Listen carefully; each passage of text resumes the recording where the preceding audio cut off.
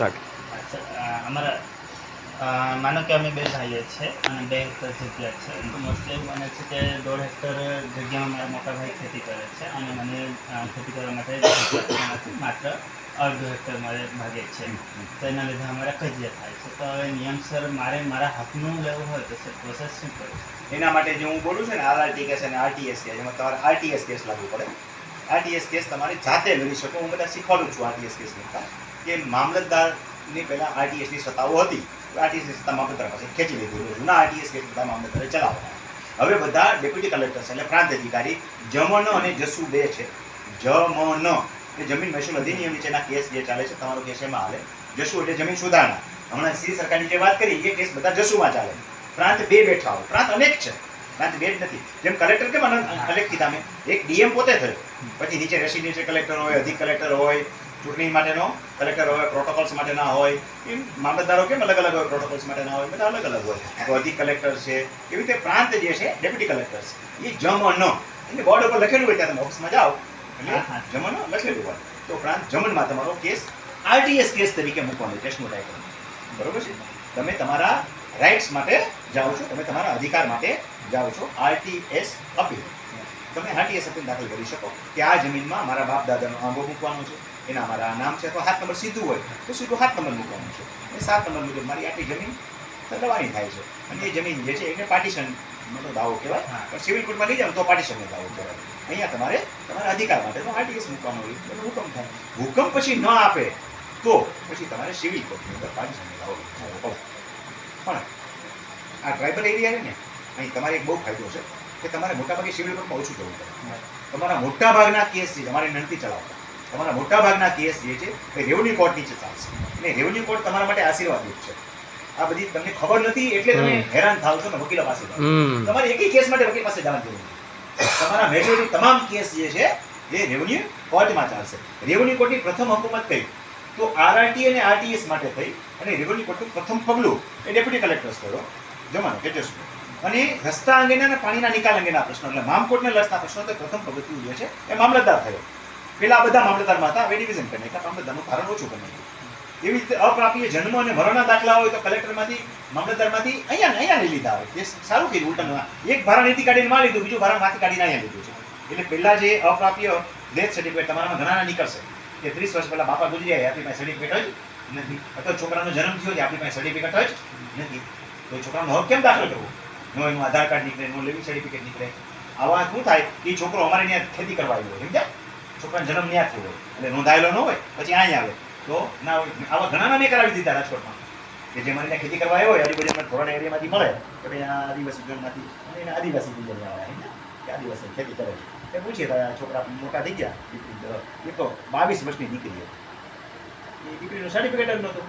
ઓલા કેવો ગુજરી ગયો રાતો એની છોકરીનું થઈ ગયા, આરામથી કરાવી દીધી. તો અપ્રાપ્ય જન્મ અને અપ્રાપ્ય મરણ એટલે ડેથ સર્ટિફિકેટ અને બર્થ સર્ટિફિકેટ 1 વર્ષ પહેલાનું કોઈનું ના હોય તો એ પેલા પ્રાંતમાં થતું, ડેપ્યુટી કલેક્ટર થતું, હવે મામલતદારમાં થાય છે. તો ઘણી બધી હકુમતો એવી છે કે જે મામલતદારમાં થાય છે અને કેટલીક હકુમત પ્રાંતમાં થાય છે. પછી એ કામ ન કરે તો એની અપીલો ઉપર થાય, પછી કલેક્ટરમાં થાય, પછી 3 ડિવિઝન થાય, પછી 3 વિભાગ થાય. એ આ રેવન્યુની હાઈકોર્ટ છે કે માનો કે એસએસઆરડી છે, જીઆરટી છે અને સેટલમેન્ટ કમિશનર છે. આ રેવન્યુની હાઈકોર્ટ છે પણ 3 અલગ અલગ બ્રાન્ચ થઈ. હાઈકોર્ટ એટલે હાઈકોર્ટ નથી, ફાઇનલ ઓથોરિટી છે. તમે સમજી શકો એટલે હાઈકોર્ટ બોલું છું. કે એસએસઆરડી છે, માલિકી રિલેટેડ જેટલા કેસ હોય, તમારો કેસ છે માલિકી રિલેટેડ છે. એનું પહેલું પગથિયું જમનમાં આવ્યું. જમનમાં તમે સંતોષ નથી થતો કે તમારા ભાઈને તમારી ઘરમાં આવ્યું, તમારા ભાઈને સંતોષ નથી, તો સંતોષ નથી, અપીલ તો કરી શકે ને. તો એ સેકન્ડ અપીલ તરીકે ક્યાં જાય તો કે કલેક્ટરમાં જાય. કલેક્ટરથી તમારી અનફેવર આવ્યો તો તમારે જવું છે અથવા એને જવું છે અનફેવરમાં, પછી અપીલ તો થાય જ ને. તો એ ક્યાં જાય? હવે એને જીઆરટીમાં નથી જવાનું, સેટલમેન્ટ કમિશનર એને છે એસએસઆરડીમાં જવાનું છે, સ્પેશિયલ સેક્રેટરી રેવન્યુ સચિવમાં જવાનું છે. તો એસએસઆરડી જે છે આપણે સોલા રોડ પર અમદાવાદમાં આવેલી છે. તો એ માલિકી રિલેટેડ કેસ હોય એ પ્રાંત, કલેક્ટર અને પછી એસએસઆરડી.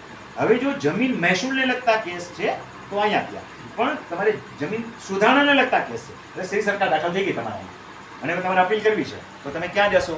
તમે પ્રાંત, કલેક્ટર અને જીઆરટીમાં જાઓ, ગુજરાત રેવન્યુ ટ્રિબ્યુનલમાં જાઓ. ત્યાં નહીં ચાલે. હવે માનો કે તમારી જમીન ક્ષેત્રફળની માપણીનો પ્રશ્ન છે, આપણે બે ભાઈ છે, માપણીની કંઈક તકલીફો છે, બરોબર છે, કે સરકાર સામે માપણીની તકલીફ છે, કે સંપાદન કંઈક થઈ ગયું છે, ટૂંકમાં માપણી રિલેટેડ કેસ છે. એટલે DLR district inspector land records અમારા જિલ્લામાં એક જ હોય, અને જિલ્લામાં ન્યાય અહીંયા તો બધે એસએલઆર આપી દીધો છે. એટલે લેન્ડ રેકર્ડ સુપ્રિન્ટેન્ડન્ટ જે છે ત્યાં જ બેસે છે. ઓલો ક્લાસ 2 ઓફિસર છે, ઓલો ક્લાસ 1 છે, તો ત્યાં અપીલ કરી શકો. હવે તમારે કલેક્ટરમાં નથી જવાનું. એ કામ નથી કરતા તો હુકમ લાવવા માટે કલેક્ટરમાં જાઓ. અધિકારી કામ ન કરે તો પણ એના હુકમની અપીલ ત્યાં ન થાય. એની હુકમની અપીલ જે છે તમે સેટલમેન્ટ કમિશનરમાં કરી શકો. અને આ ત્રણેય જણામાંથી કોઈ પણ સામે તમારે ફરિયાદ હોય તો તમે સિવિલ કોર્ટ એટલે હાઈકોર્ટનો આશરો લઈ શકો. હાઈકોર્ટ તો છે ઊભી જ છે, પણ તમારે ખળલાવવું ન પડ્યું ને. અહીંયા તમારે વકીલ ન રાખવા પડે. જાણતા હો તો હાથે જઈ શકો, કે કોઈ જાણકાર મિત્રને લઈને જઈ શકો. સમજાણો? એમાં જાણકાર મિત્ર શબ્દ છે, કે કોઈ પણ જાણકાર મિત્ર લઈને જઈ શકો. તમારો જાણકાર મિત્ર હું યુટ્યુબમાં જઈને જોઈ લેવાના વિડીયો, એ પણ કામ કરો. અને હજી જો તમને વધારે આવડતું હોય તો હવે તો એઆઈ આવી ગઈ, આર્ટિફિશિયલ ઇન્ટેલિજન્સ. એઆઈને કહેશો એટલે બધું કરી દેશે, બરોબર છે. તમારે ડ્રાફ્ટિંગ બધું કરી દેશે. જમીન પણ એકબીજામાં પેલો કબજો મીન્સ કે કબજો કરેલો હોય એકબીજાની જમીન, તો ડીએલઆરમાં એકબીજાની જમીન, આની જમીનમાં હું બેઠું છું, મારી જમીનમાં એ બેઠા છે, તો ડીએલઆરમાં નથી જવાનું. આ ફરજિયાત કબજા કરવા માટે સિવિલ કોર્ટમાં જવાનું. કબજા ફેરના પ્રશ્નો હોય તો એ હકુમત રેવન્યુ કોર્ટને નથી, સમજો ને?